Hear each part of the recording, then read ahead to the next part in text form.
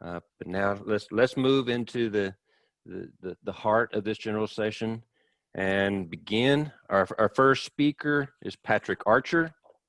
Patrick is the president of the American Peanut Council and previously served as its vice president. He's been with the council since 1987 in various positions in the area of export promotion. Mr. Archer has supervised marketing and PR programs in Canada, Mexico, Brazil, Europe, the Middle East, China, and other Asian markets. Please welcome Patrick Archer. Good morning, and thank you very much for having me. It's a pleasure to be here. I'm sorry we can't meet in person this year, but I think it's going to be a great session nonetheless. And I'll never forget that we wouldn't have a peanut industry if it weren't for all of the researchers and people in APRES that make our jobs possible. So thank you for the outstanding work that you do to keep us competitive in agriculture year in and year out. And thank you for having me today. So you'll bear with me just a second. I'm going to pull up my screen here and share my video.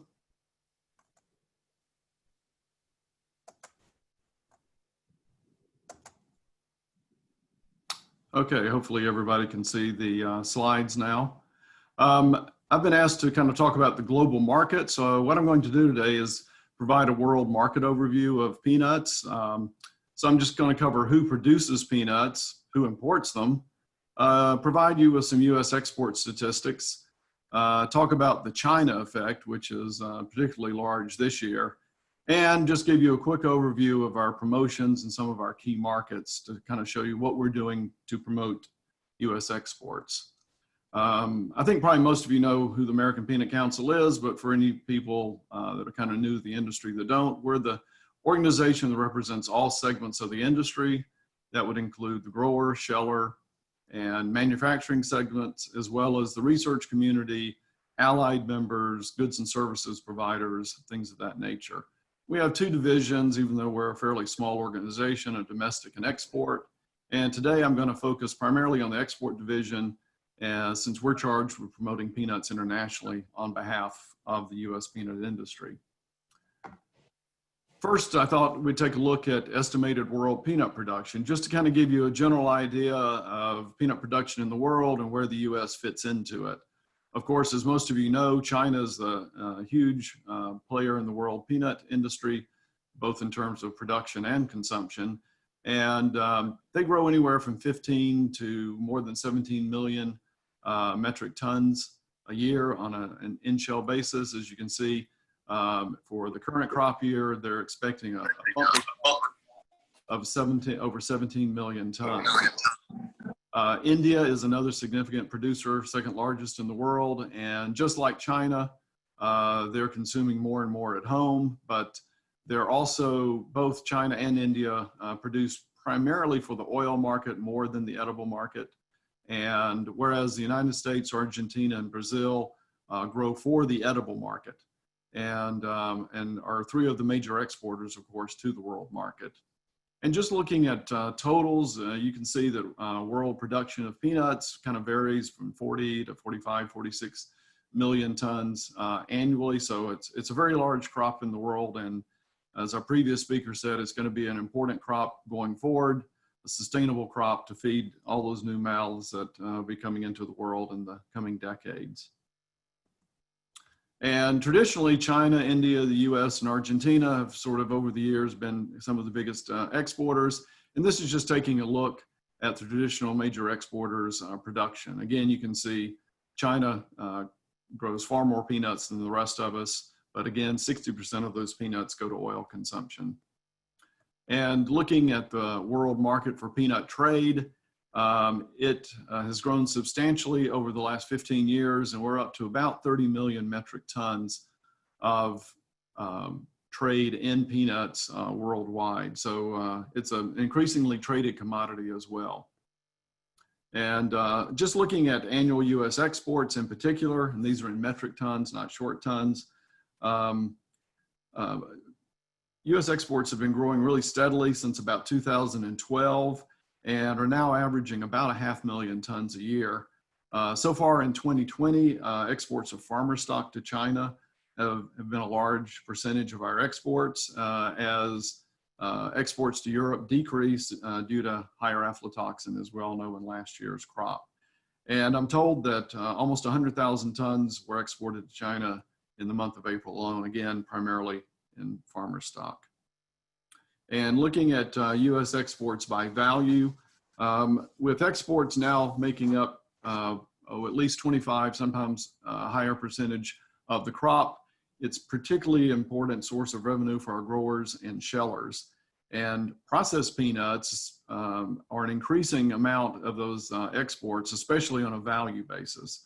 So we're seeing not only raw peanut exports increasing, but also processed peanut products, including peanut butter.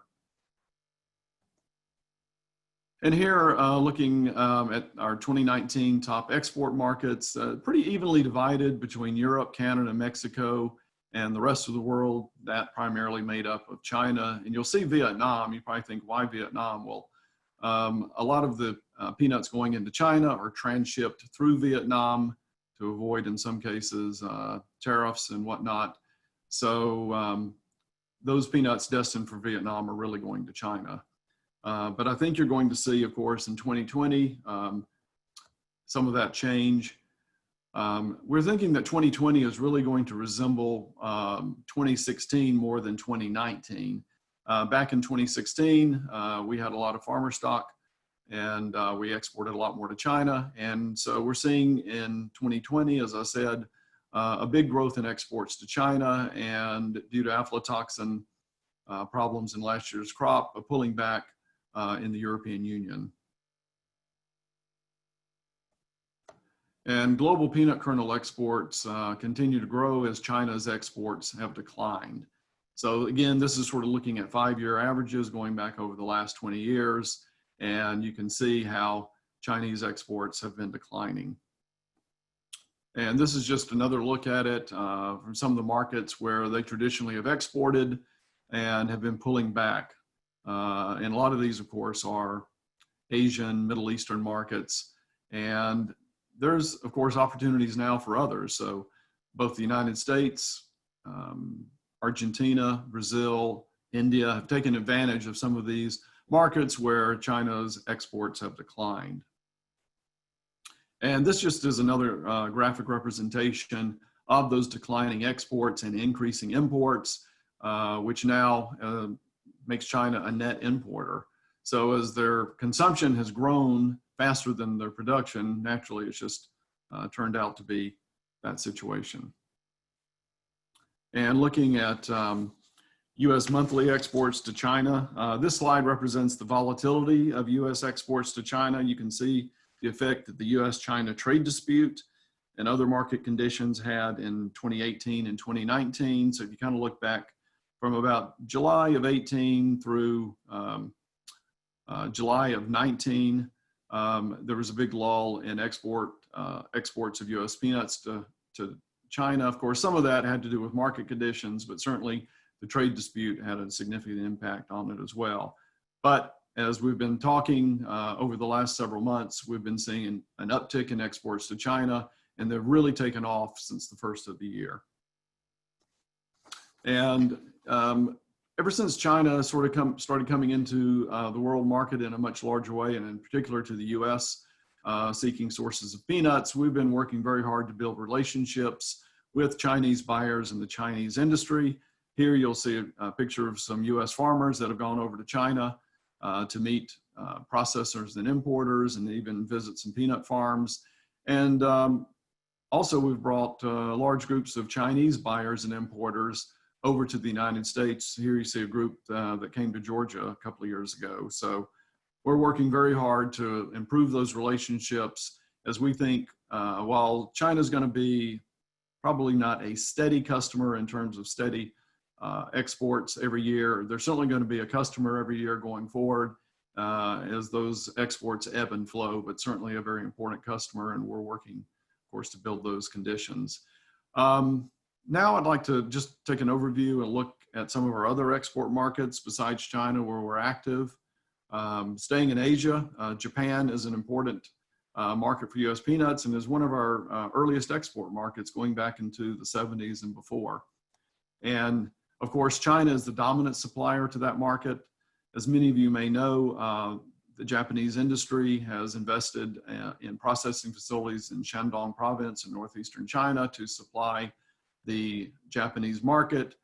Oddly enough, processed peanuts come in a lower tariff rate than raw peanuts, and so there were some tariff advantages to investing in offshore production. China has tight aflatoxin standards, tighter than many countries at 10 ppb. But we think there, with the new free trade agreement between the United States and Japan that gives us tariff advantages over Chinese and other origin peanuts, we see some real opportunities coming down the pike for U.S. peanuts. Another factor is food safety.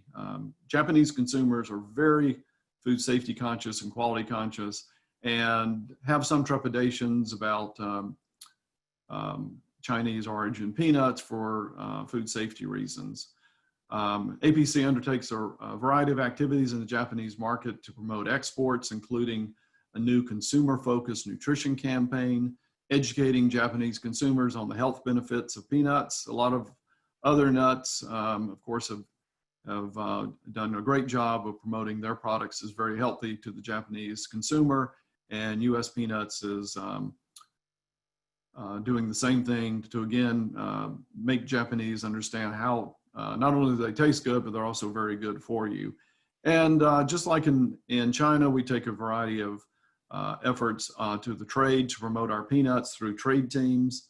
And here's just another graphic of the current market to China, with Japan, with China being the largest exporter, followed by the United States. And as I was saying, we have some trade missions that we periodically take both to Japan and bring Japanese to the United States.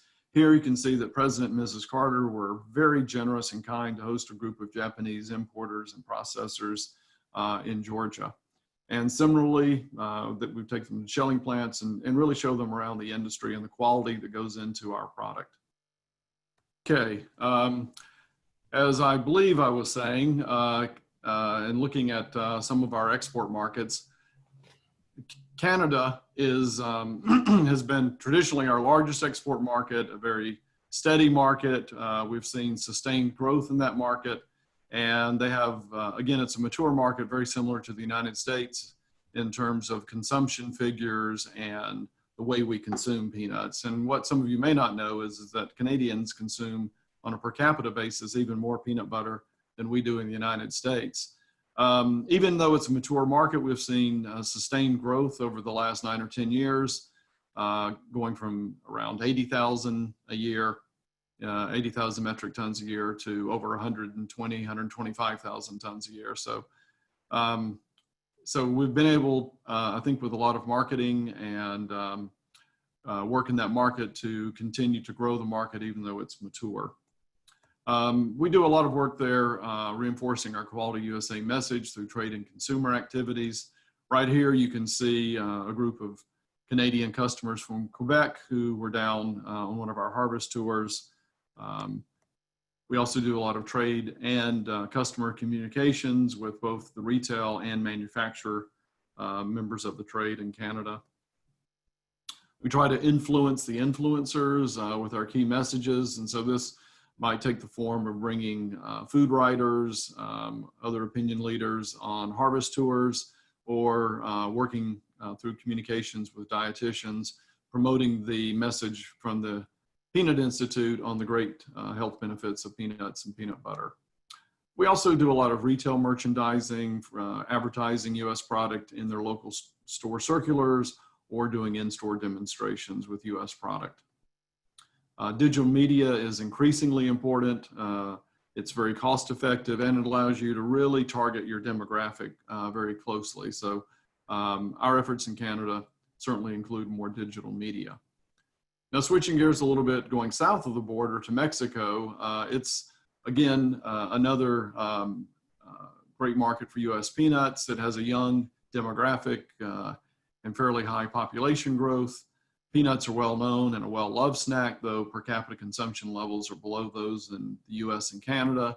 Of course, like Canada, has geographic proximity, and we've seen rapidly growing imports over the last really 20 years. So just looking at the last 9 or 10 years, you've seen more than a doubling of exports to the Mexican market, and we think that it may have soon surpassed Canada in terms of being consistently our largest export market, notwithstanding years when China is a big surge. And again, we always are working on ways to introduce new customers to U.S. peanuts. We work closely with Shelley Nutt and the Texas Peanut Producers Board to bring Mexican customers to West Texas or to other parts of Texas or even the Southeast frequently. And that's really been a great way to build relationships and sustain sales to that market. We do a variety of retail promotions in Mexico, as you can see here. And that brings us up to the European market. As you saw early in the presentation, it's one of our large and key export markets. Argentina is the dominant supplier in that market. And of course, Europe has very strict aflatoxin standards, 2 B1, 4 parts per billion total, so the strictest in the world. And when we had crops like 2019, it certainly makes it a challenge to meet those limits. And we really focus on the quality message in communicating with our customers there. The Scandinavian part of Europe tends to be very high quality and loyal customers of U.S. peanuts. So we've done a lot of promotions in those markets. Here's an example of some other trade ads, both in English and in Dutch, where we target the trade. And our basic message, again, is if you pay peanuts, you get peanuts. If you pay a little more, you can get great tasting, premium quality American peanuts. And that's really encapsulates our message. And of course, outside our key markets and including our key markets, we do a lot of work increasingly on technical issues, both in the EU and around the world. That may take the form of aflatoxin regulations. Of course, pesticides are an increasing issue, especially in the European Union. And we do worldwide monitoring and advocacy work on behalf of our growers on those issues. Of course, tariff issues are always important. Port inspection procedures can greatly impact our imports. And of course, trade agreements and keeping track of any non-tariff trade barriers. Allergy management, again, has been a big issue for our industry for more than 20 years. And on the international front, we work closely with food allergy patient advocacy groups to promote early introduction and a safe schools management program that we've launched in the UK. And we also explore new markets, and we're always trying to look for new opportunities for US exporters and US farmers. And just for instance, with the free trade agreement with Korea, it's going to be opening up some opportunities for US peanuts in the form of tariff reductions. Right now, China has more than 80% of that market, but we think we can make inroads there in the years ahead as tariffs come down. So those are just some ideas of some things we're doing abroad to promote peanuts on behalf of the industry. I'm happy to answer any questions if we happen to have time for it. I know we're probably running short. Thank you. Thank you, Patrick. We do have one question. Actually, there's 2 questions here. The first one is, do you think the import demand in China will shift to peanuts for human consumption versus oil? I think there's going to be always a big demand for peanut oil in China, and whether that comes from domestically produced peanuts or imported peanuts. About 60% of the market in China is for oil. Again, peanut oil is loved there, so I think market conditions will dictate how those peanuts come in, whether I think it's very much probably a price-based issue. Who can provide the lowest cost farmer stock for crushing? But I think increasingly there's going to be a market for quality edible peanuts as well as oil stock going into that market.